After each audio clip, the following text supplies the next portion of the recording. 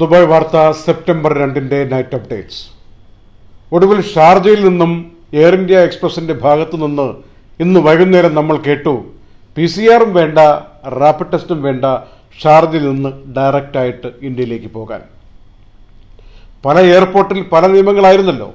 Air India എക്സ്പ്രസിന് ദുബായിൽ നിന്ന് കയറിപ്പോയാൽ ഒന്നും വേണ്ട, PCR വേണ്ട, റാപ്പിഡും വേണ്ട, തെർമൽ സ്കാനിംഗ് മാത്രം മതി. എന്നാൽ ഷാർജയിൽ നിന്ന് പോകുമ്പോൾ PCR വേണം. അതാണ് ഇന്നത്തോടുകൂടി മാറിയിരിക്കുന്നത്. സെപ്റ്റംബർ 2 മുതൽ വിത്ത് ഇമ്മീഡിയറ്റ് എഫക്റ്റ് എന്ന് പറഞ്ഞുകൊണ്ടുള്ള സർക്കുലർ വന്നിട്ടുണ്ട്. ഇനിയിപ്പോൾ അവശേഷിക്കുന്നത് അബുദാബിയാണ്. അബുദാബിയുടെ കാര്യത്തിൽ എത്തിഹാദ് എയർവേസ് എന്ന് പറഞ്ഞു, ഞങ്ങളുടെ ടിക്കറ്റ് ബുക്ക് ചെയ്താൽ 48 മണിക്കൂറിനിടയിൽ വന്ന് നിങ്ങൾക്ക് ടെസ്റ്റ് എടുക്കാം, അത് ഫ്രീ ആണ്. അതിനുവേണ്ടി പലയിടത്തും ഞങ്ങൾ കേന്ദ്രങ്ങളാക്കിയിട്ടുണ്ട്. ടിക്കറ്റ് ബുക്ക് ചെയ്യുമ്പോൾ ശ്രദ്ധിക്കണം, ഇങ്ങനെ സൗജന്യ PCR കൂടി ഇൻക്ലൂഡ് ചെയ്തുകൊണ്ടുള്ള ടെസ്റ്റാണ് അല്ലെങ്കിൽ ടിക്കറ്റാണെന്ന് ഉറപ്പുവരുത്തണം എന്ന കാര്യം പറഞ്ഞിട്ടുണ്ട്. ഇന്ത്യയിലേക്കുള്ള എല്ലാ സെക്ടറിലേക്കും ഇത് ബാധകമാണെന്ന് എത്തിഹാദ് എയർവേസ് അബുദാബിയെ മുൻനിർത്തി പറഞ്ഞിട്ടുണ്ട്. അപ്പോൾ എത്തിഹാദ് എയർവേസിന് മനസ്സിലായി, ഈ PCR വേണമെന്ന് നിർബന്ധം പിടിക്കുന്നത് കൊണ്ട് ആളുകൾ അബുദാബി വഴി തന്നെ പോകുന്നില്ല എന്ന കാര്യം. അങ്ങനെ സ്വന്തം ചെലവിൽ PCR കൊടുക്കാൻ തയ്യാറായിട്ട് മുന്നോട്ട് വന്നിരിക്കുകയാണ്.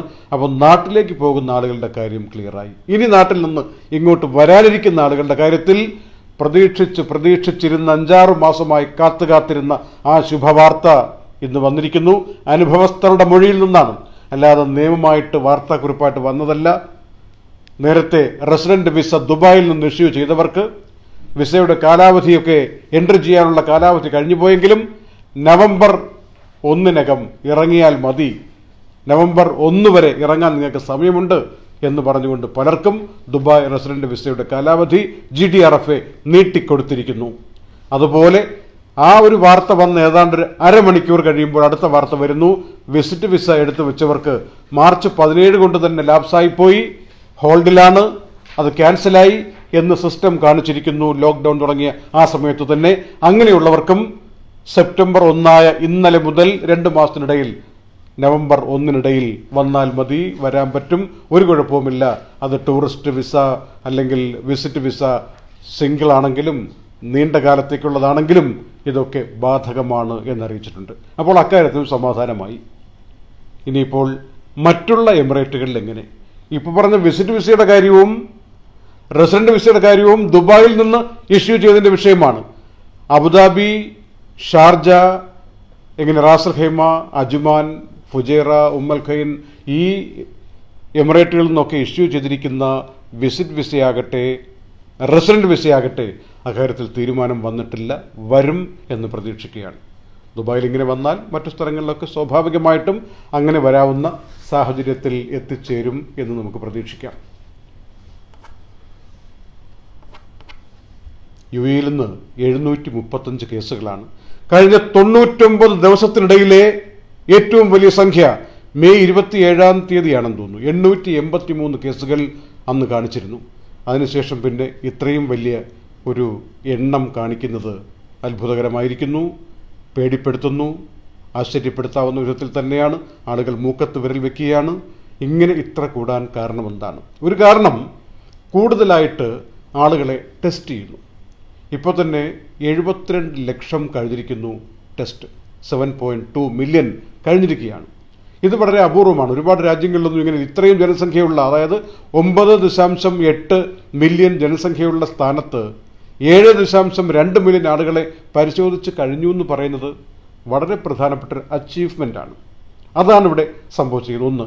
2, പല ദിക്കുകളിൽ നിന്നായി ആവശ്യം പോലെ ആളുകൾ വന്നിറങ്ങാനുള്ള അവസരം കൊടുത്തിരിക്കുകയാണ്. ഈ 2 കാരണങ്ങൾ കൊണ്ടും ഒരുപക്ഷെ മൂന്നാമത്തെ ഒരു പ്രധാനപ്പെട്ട കാരണം നമ്മൾ തന്നെയാണ്. ഒരു പ്രോട്ടോക്കോളും ലംഘിക്കാതെ ഇവിടെ കഴിയുന്ന ആളുകൾ എല്ലാം തികഞ്ഞു എന്ന് പറഞ്ഞ് നമ്മളിൽ കുറേ ആളുകൾ ഇങ്ങനെ നടക്കുകയാണ്. നമുക്കിപ്പോൾ പ്രശ്നമൊന്നുമില്ല, രോഗമിതാ പോയെന്ന് ഒരു മാസം മുമ്പ് വരെ അങ്ങ് വിചാരിച്ചിരുന്നു. പെരുന്നാൾ കഴിഞ്ഞോടുകൂടി, ജൂലൈ 31 കഴിഞ്ഞോടുകൂടി നമ്മുടെ സ്വഭാവം അങ്ങോട്ട് മാറി. റോഡിൽ നോക്കിയാൽ അറിയാം, മാസ്ക് താടിക്ക് താഴെയിട്ട് ചെവി കൂടെ തൂക്കി താഴേക്കിട്ട് ഇങ്ങനെയൊക്കെ നടക്കുന്ന എത്രയോ കോമാളി വേഷം കെട്ടുന്നത് പോലുള്ള ആളുകൾ റോഡിലുണ്ട്.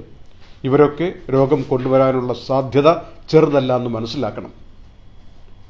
ഇന്നൊരു സംഭവമുണ്ടായി. ഇതൊക്കെ പറയുന്ന കൂട്ടത്തിൽ നമ്മൾ അറിഞ്ഞിരിക്കേണ്ട ഒരു കാര്യം, ഒരു വനിത ഫുജേറയിൽ നിന്ന് വിളിച്ചിരുന്നു. അവരുടെ 2 മക്കളെ, 7ാം ക്ലാസ്സിലും 1ാം ക്ലാസ്സിലും പഠിക്കുന്ന 2 പൊടിക്കുട്ടികളെ സ്കൂളിൽ നിന്ന് ഓൺലൈനിൻ്റെ ക്ലാസ്സിൽ നിന്ന് പുറത്താക്കി. ഇന്ത്യൻ സ്കൂളാണ്. അപ്പോൾ കാരണം അന്വേഷിക്കുമ്പോൾ നേരത്തെയുള്ള ഒരു ഫീസായിട്ടുള്ള 500 1000 ദിർഹം ആ സ്കൂളിൽ കൊടുക്കാനുണ്ട്. ഈ 2 കുട്ടികളും വളരെ അസ്വസ്ഥരാണ്. ഇങ്ങനെയുള്ള ഒരുപാട് കേസുകൾ വരുന്നുണ്ട്. പക്ഷേ ഈ സംഭവത്തിൽ ഈ 1000 ദിർഹത്തിൻ്റെ വിഷയവും ഈ വിളിച്ച വനിതയുടെ ഭർത്താവിന് ജോലി നഷ്ടമായി. ഒരുപാട് നാളുകളായി ജോലി നഷ്ടമായി. ഇപ്പോൾ ഇത് പറയുന്ന ഇന്ന് ഒരു പുതിയ ജോലിക്ക് വേണ്ടി ട്രൈ ചെയ്യാൻ പോയിട്ടുണ്ട്. കിട്ടും എന്ന് ഉറപ്പാണ് എന്ന് പറയുന്നു. അവരുടെ ശുഭാപ്തി വിശ്വാസമാണ്. പക്ഷേ ഈ കുട്ടികളിങ്ങനെ വീട്ടിലിരിക്കുന്നു. പലരും ചേർന്ന് സഹകരിച്ചുകൊണ്ടാണ് അവർക്ക് വീട് വാടക കൊടുത്തിരിക്കുന്നത്. 10-12 വർഷത്തിലധികമായി UAE ജോലി ചെയ്യുന്നവരാണ്. ആ കുടുംബത്തിൻ്റെ ഇപ്പോഴത്തെ ഈ ദുർഗതി ഇതൊരുപാട് സാഹചര്യങ്ങൾ കൊണ്ട് ഉണ്ടായിരിക്കുന്നതാണ്. ഇന്ന കാരണം കൊണ്ട് എളുപ്പത്തിൽ ചോദിക്കാം, 10-12 വർഷം ജോലി ചെയ്തിട്ട് കുട്ടികൾക്ക് ഫീസ് കൊടുക്കാൻ 1000 കയ്യിലില്ലേ എന്നൊക്കെ ചോദിക്കുന്ന ആളുകളുണ്ട്. അതൊന്നും പ്രസക്തമല്ലാത്തൊരു കാലമാണ്. ആർക്കെങ്കിലും ഇടപെടാൻ പറ്റുമെങ്കിൽ ഞങ്ങൾ അവരുടെ നമ്പർ തരാം. സ്ഥലവും മറ്റ് പേരുകളും ഒന്നും പ്രസക്തമല്ല. ആ നമ്പർ ഒന്ന് നോട്ട് ചെയ്ത് ആർക്കെങ്കിലും സഹായിക്കാൻ പറ്റുമെങ്കിൽ. ഈ 2 കുരുന്നുകൾ വീട്ടിൽ കരയുകയാണ്. അതൊന്ന് അവസാനിപ്പിക്കാൻ. അവർക്ക് പാലും വലിയ വലിയ വിഭവങ്ങളൊന്നും വേണ്ട. അവരെങ്ങനെയെങ്കിലുമൊക്കെ കഴിഞ്ഞു പോകുന്നു. പക്ഷേ ഈ ക്ലാസ്സിലൊന്ന് അറ്റൻഡ് ചെയ്യാനുള്ളൊരു സാഹചര്യം ആരെങ്കിലും ഫുജേറയിൽ ഇവർക്കറിയാവുന്ന ആരെങ്കിലും ഒരു ഇടപാട് ചെയ്ത് കൊടുത്താൽ വലിയ സഹായമായി. 056-166-0127 056-166-0127. ഒരുപാട് പേർ വളരെ ബുദ്ധിമുട്ടി കഴിയുന്നു.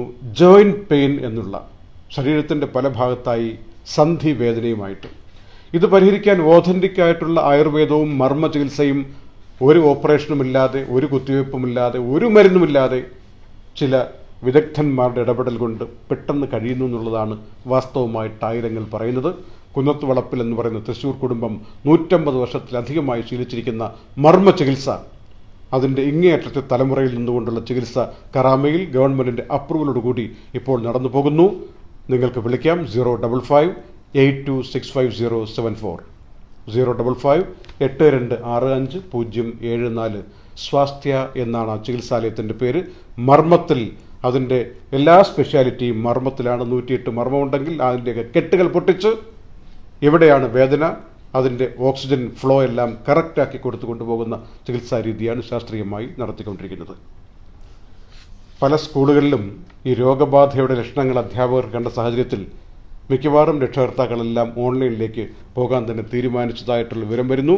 ചില സ്കൂളുകളോട് നിങ്ങളിപ്പോൾ നടത്തണ്ടെന്ന് ബന്ധപ്പെട്ട വൃത്തങ്ങൾ തന്നെ പറഞ്ഞിട്ടുണ്ട്. അത്രയ്ക്ക് ചില സ്കൂളുകളിൽ ഈ കേസുകൾ വന്നുകൊണ്ടിരിക്കുകയാണ്. സ്കൂൾ തുറന്നപ്പോഴാണ് ഈ കേസിൻ്റെ ഒരു കാഠിന്യം അറിയുന്നത്. ചില ആളുകൾ പറയുന്നു സ്കൂൾ തുറന്നതുകൊണ്ടായിരിക്കാം ഇപ്പോൾ UAE മൊത്തത്തിൽ സ്കൂൾ. അതുമായിട്ടൊന്നും ബന്ധമില്ല. കേസുകൾ ഇങ്ങനെ കൂടുന്നതിന് അതുമായിട്ടൊന്നും ബന്ധമില്ല. ശാസ്ത്രീയമായി തെളിയിക്കപ്പെട്ടിട്ടില്ല. ഇങ്ങനെയുള്ള ഊഹാപോഹങ്ങൾ പ്രചരിപ്പിക്കുന്നതിൽ ഒരർത്ഥവുമില്ല. അത് ശാസ്ത്രീയമായിട്ട് അതിൻ്റെയൊക്കെ ആളുകൾ പറയുന്ന കാര്യം പറഞ്ഞോട്ടെ എന്ന് മാത്രമേ നമുക്കിപ്പോൾ സൂചിപ്പിക്കാനുള്ളൂ. അബുദാബിയിൽ സോഷ്യൽ വർക്കേഴ്സിന് ഇനി മുതൽ ലൈസൻസ് വേണം. ഫ്രീ ആയിട്ട് എടുക്കാം. നിങ്ങൾക്ക് രജിസ്റ്റർ ചെയ്യാൻ വേണ്ടി താം എന്ന് പറയുന്ന TAMM അബുദാബി ഗവൺമെൻറ് സർവീസസ് അതിലേക്ക് പോയി നിങ്ങൾക്ക് അപ്ലൈ ചെയ്യാം. നിങ്ങളുടെ താല്പര്യങ്ങളൊക്കെ അതിനകത്ത് പറയാം. പല കാറ്റഗറികളിലെ സാമൂഹിക സേവന പ്രവർത്തകരെ അവർക്ക് വേണം എന്നാണ് അറിയിച്ചിരിക്കുന്നത്. ഇനിയിപ്പോൾ സാനിറ്റൈസർ, മാസ്ക്, റെസ്പിറേറ്ററി ഉപകരണങ്ങൾ, ഗ്ലൗസ് ഇതിനൊന്നും വാറ്റ് വേണ്ട എന്ന കാര്യം ഗവൺമെൻറ് അറിയിച്ചിട്ടുണ്ട്. അതനുസരിച്ച് മുന്നോട്ട് നീങ്ങുക. അബുദാബിയിൽ കഴിഞ്ഞ ദിവസം മരണമടഞ്ഞ 2 ഫിലിപ്പിനോകൾ നമ്മുടെ നാട്ടിൽ നിന്നുള്ളൊരു അല്ലെങ്കിൽ പോലും നമ്മൾ ആ കാര്യം മനസ്സിലാക്കണം. അതിലൊരാൾ വീട്ടിൽ വെളിയിറങ്ങാത്ത ആളാണ്. വീട്ടിലിരുന്ന് ജോലി ചെയ്യുന്ന ആളാണ് ഫിലിപ്പിനോ. അദ്ദേഹത്തിൻ്റെ ഭാര്യ വേറെ ജോലി ചെയ്യുന്നു. രാവിലെ ഭാര്യ ജോലിക്ക് പോയി. ഇദ്ദേഹം മെഡിക്കൽ ടെസ്റ്റ് നടത്താൻ വേണ്ടി ഒന്ന് പുറത്തിറങ്ങിയതാണ്. വിസ പുതുക്കാൻ വേണ്ടി. അതുവഴി പോകുമ്പോൾ പെട്ടെന്ന് കാർ അവിടെ കൊണ്ട് നിർത്തി അതിൻ്റെ പുറത്തിറങ്ങുമ്പോൾ ഈ കെട്ടിടത്തിൽ സ്ഫോടനം ഉണ്ടാവുകയും പെട്ടെന്നെല്ലാം അവസാനിക്കുമായിരുന്നു. ആ സ്ത്രീയെ കൂട്ടുകാർ ചേർന്ന് ഈ വിവരം അറിയിച്ചതും അതുമായിട്ടുള്ള സംഭവങ്ങളൊക്കെ വാർത്തയായി വന്നിട്ടുണ്ട്. വിധിയെക്കുറിച്ചാണ് ഈ പറഞ്ഞു വരുന്നത്. ഒരിക്കലും പുറത്തിറങ്ങാതിരിക്കുന്നയാൾ മെഡിക്കൽ ടെസ്റ്റിന് വേണ്ടി മാത്രം വന്ന് പുറത്തിറങ്ങിയപ്പോൾ ഇങ്ങനെ അപകടത്തിൽപ്പെട്ട് മരിച്ചു. ഇത്രയൊക്കെ ഉള്ളൂ നമ്മൾ എന്ന് പറയാൻ വേണ്ടി കൂടിയാണ് ഇക്കാര്യം സൂചിപ്പിച്ചിരിക്കുന്നത്. നാട്ടിലേക്ക്, നമ്മുടെ വീട്ടിലേക്ക് നമുക്കെപ്പോൾ പോകാൻ അങ്ങനെ പറ്റുന്നില്ല. പക്ഷേ സാധനങ്ങൾ അയക്കാൻ പറ്റും. ഏറ്റവും മികച്ച കാശിൽ, പ്രത്യേകിച്ച് വളരെ വേഗത കൂട്ടി തന്നെ നാട്ടിൽ സാധനം എത്തിക്കാൻ വേണ്ടിയുള്ള സമഗ്രമായ സംവിധാനമാണ്. മിഡിൽ ഈസ്റ്റ് മേഖലയിലെ ആദ്യത്തെ കാർഗോകളിലൊന്നൊന്ന് പേരുകേട്ട ABC കാർഗോ ഒരുക്കിയിരിക്കുന്നത്. 800-916 എന്ന നമ്പറിൽ വിളിച്ചാൽ നിങ്ങൾക്ക് കൂടുതൽ വിവരങ്ങൾ കിട്ടും. എത്രയാണ് റേറ്റ് എന്ന് കിട്ടും, എത്ര ദിവസം കൊണ്ട് നാട്ടിൽ കിട്ടും എന്ന വിവരം കിട്ടും. ഇങ്ങനെയുള്ള കാര്യങ്ങൾക്ക് വേണ്ടിയാണ് ഈ നമ്പർ തന്നിരിക്കുന്നത്. റഷ്യയുടെ പ്രതിപക്ഷ നേതാവ്, അദ്ദേഹത്തിൻ്റെ പേര് അലക്സി നവൽനി, അദ്ദേഹത്തെ ചായയിൽ വിഷം കൊടുത്ത് കൊല്ലാൻ ശ്രമിച്ചു എന്നാണല്ലോ പറയുന്നത്. ആ വിഷത്തിൻ്റെ പേര് നോവിച്ചോക്ക് എന്നാണെന്ന് ജർമ്മനിയുടെ വിദഗ്ധർ പറയുകയാണ്. നോവിച്ചോക്ക് എന്ന് വെച്ചാൽ ന്യൂക്കമർ എന്നർത്ഥം, പുതുമുഖം. ഒരു വലിയ നെർവ് ഏജൻറ്റ് വിഷമാണ്. അത് ചെന്നാൽ നമ്മുടെ ശരീരത്തെയൊക്കെ തടസ്സപ്പെടുത്തും, മസിലിനെയൊക്കെ ചലനം നിർത്തും, ഹൃദയത്തിൻ്റെ ചലനം നിർത്തും. ഇദ്ദേഹം ഇപ്പോഴും കോമാവസ്ഥയിൽ കഴിയുകയാണ്. നെയ്മറിന് കോവിഡ് എന്ന കാര്യം ഫുട്ബോളിൻ്റെ ഇതിഹാസം, നെയ്മറിന് കോവിഡ് എന്ന് പറയുന്നു. അതുപോലെ PUBG അടക്കം നിരവധി ആപ്പുകൾ ഇന്ത്യയിൽ നിരോധിച്ചിട്ടുണ്ട്. അങ്ങനെയുള്ള വാർത്തകളും വന്നുകൊണ്ടിരിക്കുന്നു. ഇന്ത്യയിൽ 38,23,000 പരം രോഗബാധ, ആഗോളാടിസ്ഥാനത്തിൽ 2,60,30,000 കഴിഞ്ഞു പോയിരിക്കുന്നു. അമേരിക്കയിൽ 6.2 മില്യൺ, ബ്രസീലിൽ 3.9 മില്യൺ, ഇന്ത്യയിൽ 3.8 മില്യൺ, റഷ്യയിൽ 1.005 മില്യൺ എന്ന രൂപത്തിൽ കണക്ക് പോകുന്നു. ഇന്നലെ 2,60,000 പേർക്ക് രോഗബാധ വന്നു. ഇന്നലെ 5,893 പേർ മരിക്കുകയും ചെയ്തു. മെനഞ്ഞാന്ന് 2,44,000 പേർക്ക് രോഗബാധ, 4,200 പേർ ആളുകൾ മരിക്കുകയും ചെയ്തു. ഏതായാലും ഇപ്പോൾ ഈ നിയമസംബന്ധമായ ഒരുപാട് സമാധാനമുണ്ട് എന്ന രൂപത്തിലെത്തിയിട്ടുണ്ട്. യാത്രാ സംബന്ധമായിട്ട് മറ്റു പല ഗൾഫ് രാജ്യങ്ങളിലും എയർ ബബിൾ എഗ്രിമെൻറ്റിന് വേണ്ടി ആളുകൾ കാത്തിരിക്കുകയാണ്. UAE നടപ്പിലാക്കിയതുപോലെ നാട്ടിലേക്ക് പോകാനൊക്കെ ഇപ്പോൾ വളരെ കുറഞ്ഞ കാശാണ്. ഈ അവസരം എയർ ബബിൾ എഗ്രിമെൻറ്റ് കൊണ്ടുവന്നതാണ്. നാട്ടിലേക്ക് പോകാൻ നല്ലൊരു വിഭാഗം ആളുകൾക്ക് പേടിയുമായി തുടങ്ങി. നാട്ടിൽ ചെന്നാൽ കൂടുതലായിട്ട് രോഗബാധയ്ക്കുള്ള സാധ്യതയുണ്ട് എന്ന് പറഞ്ഞിട്ടാണ് മാറി നിൽക്കുന്നത്. എന്താണെങ്കിലും ഇപ്പോൾ ഈ ഒരു രോഗബാധയുടെ എണ്ണം ചില ഇടങ്ങളിൽ കൂടുന്നു എന്നുള്ളത് ഒഴിച്ചാൽ അല്പം ആശ്വാസമുണ്ട് കാര്യങ്ങൾക്ക്. തൊഴിലവസരം സജീവമായിട്ട് വരുന്നുണ്ട്. സൗദി അറേബ്യയിൽ നിന്ന് മരണം കുറവാണ്, 27ആണ്.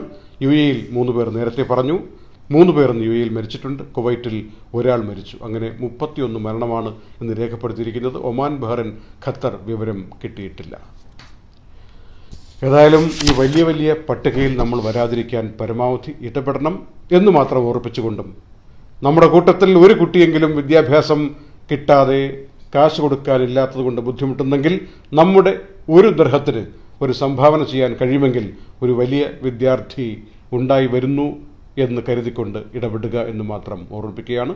നന്ദി, നമസ്കാരം.